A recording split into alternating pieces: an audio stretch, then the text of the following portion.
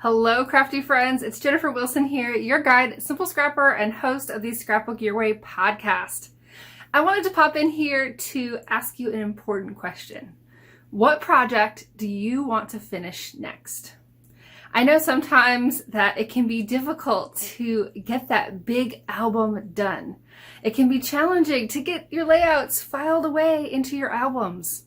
It can be a struggle to get things reorganized the way that you've been dreaming about getting them organized. And I know this because I have this problem myself. And that's so much a part of why I teach the things that I do here at Simple Scrapper is because I know your struggles because I am one of you. I'm excited to talk a little bit today about the finishing project, a class that I developed a number of years ago, but I'm leading a live session of it inside the Simple Scrapper community starting August 6th. And today I want to share 4 of the projects of mine that are unfinished that I'll be kind of auditioning for the starring role in my own finishing project for the month of August. I am ready to dive in and get one of these completely done. And I hope to share a little bit today about the reasons that I've already identified. That's one of the big parts of the class, is identifying your root cause. What is it that blocks you, that prevents you from getting the projects finished? We all get so excited when we start a new project. We buy supplies, we set out a plan, we even dive in sometimes, but we can have false starts, we can run out of steam, and we can just have an unfinished experience. It is so common, and it's normal, and it's natural, and it's okay, and I'm here to help. So let's dive into 4 of my unfinished projects. Got all different types here, and I'm excited to share them with you.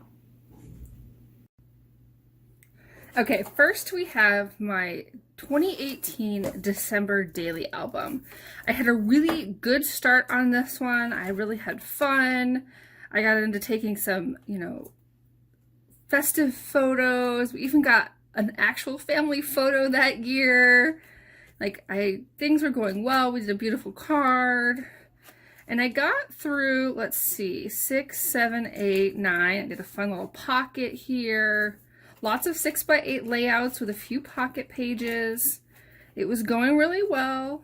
Number 10. 11, 12. So it looks like 11 didn't get finished. I have my Starbucks cup holder there, but didn't do the page. Number 12. And then I petered out. So here I have my 25 placeholder. I want to fill in, number 13 through 25 plus this page 11. So this is an example of getting a really good hearty start, but then petering out because life gets busy. This is a really common challenge. And for this one, I need to first dive into my photos, figure out which ones I haven't scrapbooked. For my December dailies, I tend to do 25 stories rather than having them assigned to a particular day. So I just need to pick out another 12 or so stories, plus, the photos from actual Christmas Day, and get this done. I probably could get it done in one 2-hour session if I really focused on it. Maybe 2 sessions if I do one for photos, and then another one just for creating. I know I still have all the supplies to finish the project. I used an Ellie Edwards kit this year. Actually, I used the Felicity Jane kit with a few additional Ellie Edwards embellishments from past years. So I think it'd be fun to dive into this, and this is one example of an unfinished project for me. All right, now we have one perhaps that I'm most intimidated about. This is 2011 to 2012 part 2. So this is the second album in a series, and I could be showing you the first part too. They have the same challenges. So this is an album series or album set for my daughter's first year. I have some cute photo collages here. I didn't do the journaling. I have some digital pages that need homes. I have a ton of amazing layouts that I love. They're not really that much in order. There's some placeholders. And the real struggle here is that I had this whole vision of doing more kind of our daily life things and pocket pages. I even bought a whole nother kit to use with this album so it was more homogeneous and holistic, yet I didn't do most of the pocket pages. And so I feel like the chronological story of my daughter's first year is just incomplete. I have lots of these, amazing longer stories, but the pocket page part was really my vision to support that, and it's just not done. Here's an example of a pocket page that I set up, but then didn't finish the journaling. This one's actually finished. Finish the journaling here. This over placeholder. So we've got another beautiful layout. Like, I'm loving the layouts. These albums were divided using the Becky Higgins dividers, and then using the Stacy Julian's Library of Memories categories. So people, places, things, and us. And so that's why I have two categories in the first album and 2 in the second album. And it was a really helpful way of organizing all the different stories I was telling, but I really still wanted to have the pocket pages in there as well. And so this is it. There's so much there, yet it feels incomplete. And I'd like to get this done. I have a little memorabilia pockets here in the back with the little ones that we brought her home in. Some more memorabilia, including our Christmas card from that year, and then we have some additional page protectors.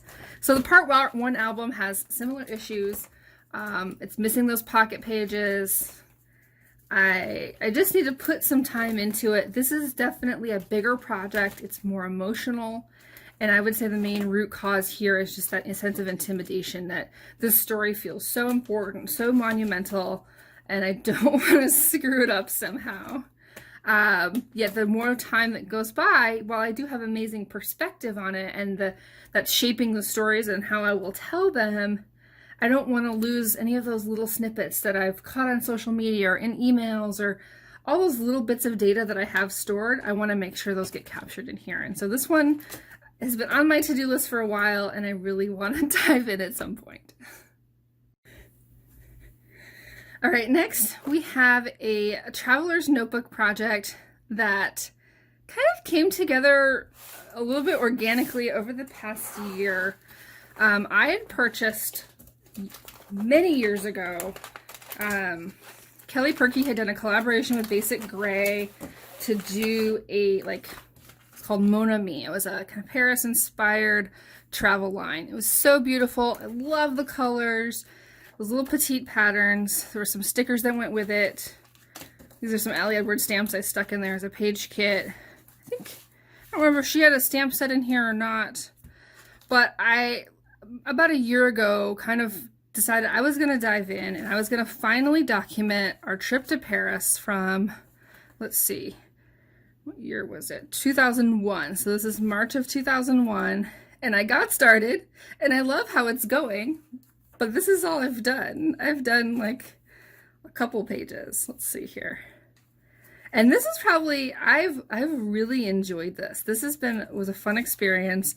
I just all of a sudden stopped working on it. I did it over a couple crops. I had fun. And then, I don't know, I just stopped. And so this would be relatively easy to finish. I'm definitely telling this from a future perspective. I don't remember a lot because this was, 19 years ago now. I've got some of the embellishments in here, and I do have all the photos already printed out. I'm not going to take them out here, but I have all the photos ready to go. I can kind of get still a sense of organization. I kind of know which ones, for example, that I would pair together, on a page like this. I'm not sure why. I think maybe the root cause is just a bound book sometimes feels intimidating because you don't want to mess up. Less of in the story of my daughter's first year, it's more of an emotional mess up, like I want to get it right. Whereas this one is more of a physical, like I don't want to literally mess up a page. I know there was I think there was an example here where I stamped something and it totally didn't come out. So I covered it up with a sticker or washi tape.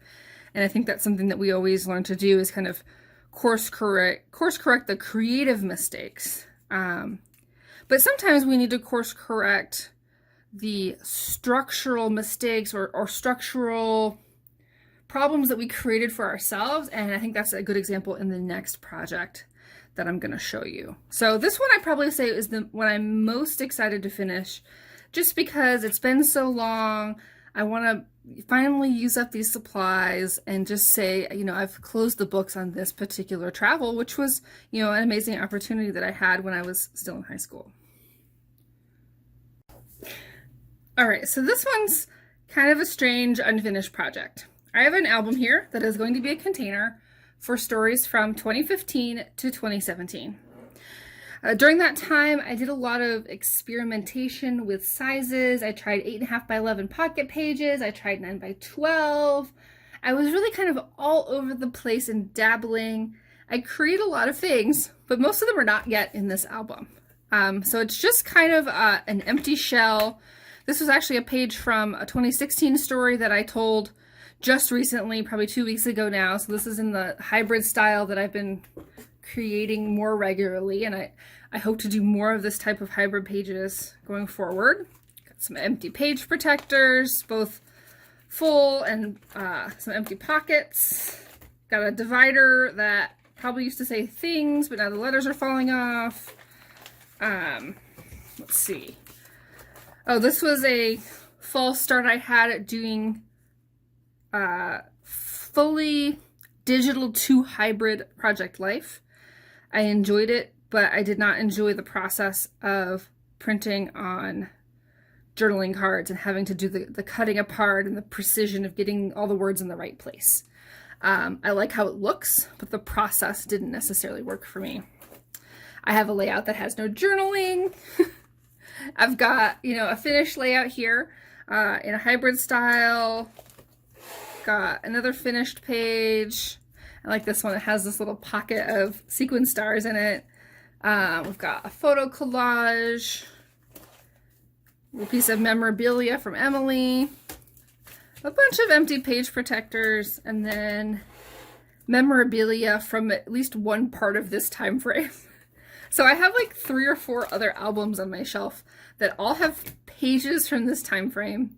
Nothing's organized. They're all different sizes. I may have to do some like hole punch reconfiguration because of 8.5 by 11, because of 9 by 12. My plan is to get them all in here. I don't exactly know how I'm going to organize it, whether it's by categories or by chronological, maybe even dividers by year. But this is definitely an unfinished project. There's a lot done, and I can't yet figure out how to fill in the gaps until I know what all I have in one place. So I need to do that first big project of merging it all in. I consider that its own project. And then the next step, project 2, is identifying the gaps of stories that I still want to tell and then diving into that. But I think having the structure will really help make that easier. And this photo of Emily is so adorable. She just looks so tiny there. And now she's almost 9. So, all right. I love sharing with this. Hopefully this was helpful to you to think about not only what types of projects that you might have unfinished and how those might look a little different. It's not just a single album, a single bigger story. It could be multiple stories and how you structure them. It could be a pile of layouts that you have that don't have journaling. I know some folks have layouts that maybe they created the foundation of and don't even have photos yet. That could be a project. A project really could be anything that's not finished that you want to dive into and figure out what it is that prevented you from getting it finished and making some changes to fix that for the future. And I think that's probably the biggest takeaway here is to plant that seed of starting to think about, why is it? What is that barrier? I know for me, ongoing again and again, that this project life pocket page process has been a challenge for me. I love making layouts. I find making regular layouts to be very, very easy, whether it's all digital, hybrid, fully paper, any size. I know how to make a layout. Pocket pages are a struggle for me, and it's more likely that I have unfinished pocket pages throughout all my projects than anything else. And so the more that I understand that about myself, the more that I can make a course correction to finish this project, as well as use that knowledge to make better decisions about how to set up my projects in the future. All right, thanks for listening. I hope to see you soon here at Simple Scrapper.